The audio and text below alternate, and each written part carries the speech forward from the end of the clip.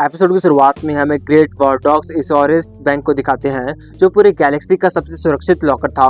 पर जिसको वो बंदा बता रहा था, वो अकाउंट तो खुलवाने बिल्कुल भी नहीं आया था, वो लॉकर को लूटने आए थे। वो रीडल ब्रदर्स थे। सभी सिक्योरिटी वाले उन दोनों को गनताने घेर लेते हैं। तभी वहाँ पर रीडल ब्रदर्स की मॉम आ जाती है। बैंक का मैनेजर माँ रीडल को देखकर डर जाता है और सभी सिक्योरिटी वाले अपने गन्स नीचे कर देते हैं। वो सभी माँ रीडल से डरते थे। तभी वहाँ पर माँ रीडल के कुछ दिनों पहले बनाया हुआ रीडल प्रिटी बॉय आ जाता है। माँ रीडल उससे कुछ ज्यादा ही प्यार करती थी। वो लोग जल्दी से पूरा लॉकर खाली करके वहाँ से निकल पड़ते हैं। रास्ते में माँ रीडल ऑक्टागन से शिप को पृथ्वी की तरफ मोड़ने को कहती है। उन्हें वहाँ पर कुछ काम है।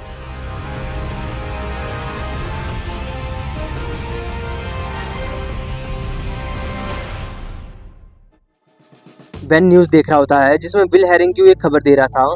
नासा वाले दावा कर रहे थे कि एक बड़ा मेटेओराइड धरती की तरफ बढ़ रहा है। उसके टकराने से धरती के क्लाइमेट में गड़बड़ी आ सकती है। फिर बेन जल्दी से टीवी बंद करके जेटर एलियन बनकर ग्वेन केविन के पास रस्ते बकेट में पहुंच जाता है। वो तीनों उसी मेटेओराइड को रोकने के लिए जा रहे थे। तभी उन्हें एक प्लम्बर मैजिस्ट्रेट का कॉल आता है, जो बहुत ज्यादा घबराए होते हैं। वो मैजिस्ट्रेट कहते हैं कि वो लोग जिसे रोकने के लिए जा रहे हैं वो मेटेओराइड नहीं है, वो एक स्पेस क्राफ्ट है जिसमें दूसरे प्लैनेट के डाकू हैं और उनके पास हथियार भी है। केविन जल्दी से अपने स्क्रीन पर उन डाकुओं को देखता है। वो माँ रीडल थी। माँ रीडल को देखकर केविन भी हक्का बक्का हो जाता है। केविन जल्दी से रस बकेट को मोड़कर दूर भागने लग जाता है। केविन बेन और ग्वेन को बताता है कि कोई भी माँ रीडल से नहीं पंगा लेता, वो उनसे काफी डरता है। पर ग्वेन और बेन के फोर्स करने के बाद केविन को शिप मोड़ना ही पड़ता है। वो लोग जल्दी से माँ रीडल के पास पहुंच जाते हैं। बेन उनसे बात करने की कोशिश करता है। माँ रीडल कहती है कि वो यहाँ पर कोई मुसीबत करने नहीं आए हैं, वो बस अपने परिवार के लिए घर ढूंढ रही है। केविन बेन से कहता है कि वो उसकी बातों पे बिल्कुल भी यकीन न करे। माँ रीडल कहती है कि उसे रहने के लिए खारा पानी की जरूरत है,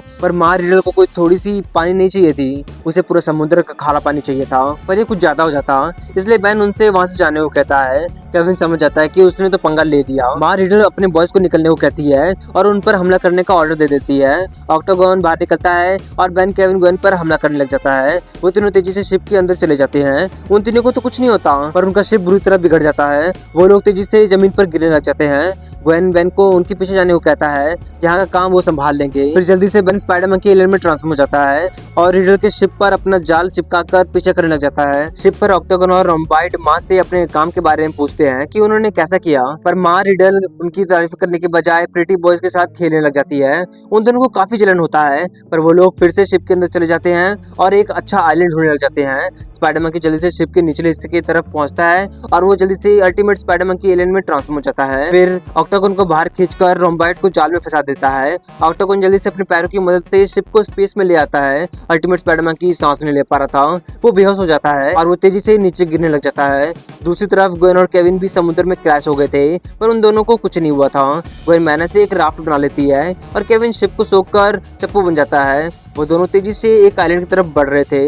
तभी उनकी नजर अल्टीमेट स्पाइडरमैन की तरफ जाती है, जो तेजी से आइलैंड पर गिर रहा था। तभी अल्टीमेट स्पाइडरमैन की होश में आ जाता है और वो जल्दी से जमीन पर जाल का पहाड़ बना देता है, जिससे उसे ज्यादा चोट नहीं लगता।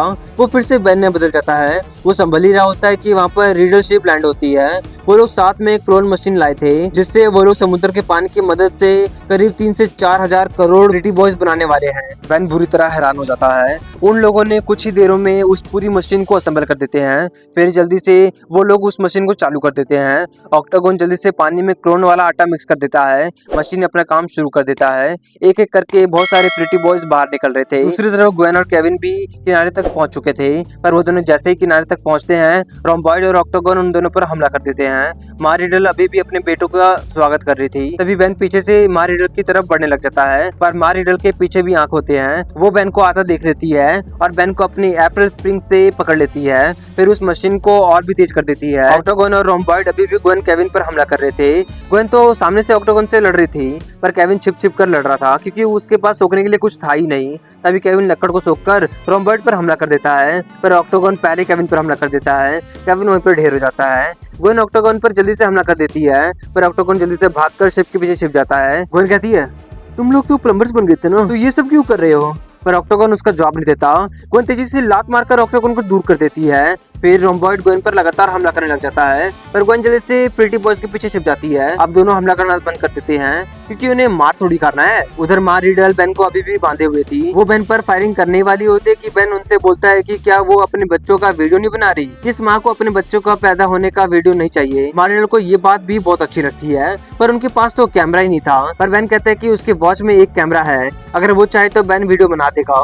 माँ रिडल मान जाती है और बेन के अल्टीमेट्रिक्स वाला हाथ छोड़ देती है। फिर क्या, बेन जल्दी से बिग चिल एलियन में बनकर छूट जाता है। माँ रिडल गुस्सा हो जाती है और बिग चिल पर फायरिंग करने लग जाती है, पर बिग चिल आराम से बच रहा था। तभी रोम्बॉइड और ऑक्टागोन केविन को पकड़ लेते हैं और ग्वेन को बाहर निकलने को कहते हैं, नहीं तो उसका परिवार गया। तभी ग्वेन बाहर निकलती है और कहती है, हम भी तो एक परिवार की तरह हैं, हम सब एक प्लम्बर्स हैं। अब रोम्बॉइड और ऑक्टागोन दो राहों में फंस चुके थे, परिवार का फर्ज या ड्यूटी का फर्ज। अब उन दोनों को फैसला लेना था। तभी माँ रिडल उन दोनों से मशीन में आई गड़बड़ी को ठीक करने को कहती है, पर वो दोनों तो अभी मुसीबत में थे। तभी माँ रिडल कहती है, जो कहा वो करो, नहीं तो मैं तुम्हारी खाल खींच लूंगी। वैसे भी मुझे तुम्हारी कोई जरूरत नहीं है, नए मॉडल्स तैयार हो चुके हैं। फिर उन पर एक बॉम्ब फेंक देती है, पर ग्वेन उन दोनों को बचा लेती है। रोम्बॉइड और ऑक्टागोन ने कभी भी नहीं सोचा था कि उसकी माँ उन्हें मारने की कोशिश करेंगे। अब उन दोनों ने अपना फैसला ले लिया था। उधर माँ रिडल अभी भी बिग चिल पर फायरिंग कर रही थी, पर बिग चिल आराम से बच रहा था। बिग चिल माँ रिडल को बर्फ में जमा देता है, पर वो तुरंत उसे तोड़ देती है। फिर बिग चिल को जोर से मुक्का मारकर ढेर कर देती है।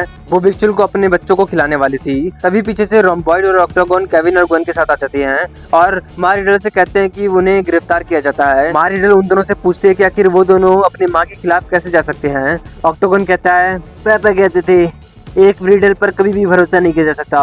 अब माँ रिडल भी हार मान जाती है और वहाँ पर और भी प्लम्बर्स आ जाते हैं उन प्रीटी बॉयज के साथ साथ माँ रिडल को लेने के लिए। ऑक्टागोन ग्वेन और केविन से कहता है कि यहाँ जो भी हुआ वो भूल जाए प्लीज। ग्वेन और केविन तो भूल जाते हैं, पर रोम्बॉइड बेवकूफ सब कुछ बोली जा रहा था। ऑक्टागोन अपने और अपने भाई की तरफ से बेन, केविन और ग्वेन से माफी मांगता है जो कुछ भी यहाँ पर हुआ उसकी वजह से। पर बेन कहता है कि परिवार में ये सब तो चलता ही रहता है। बस वो दोनों इतना कहकर वहाँ से उड़ जाते हैं अपने प्लैनेट के लिए। और अब दो और प्लम्बर्स मिलने के साथ ही ये एपिसोड यहीं खत्म हो जाता है।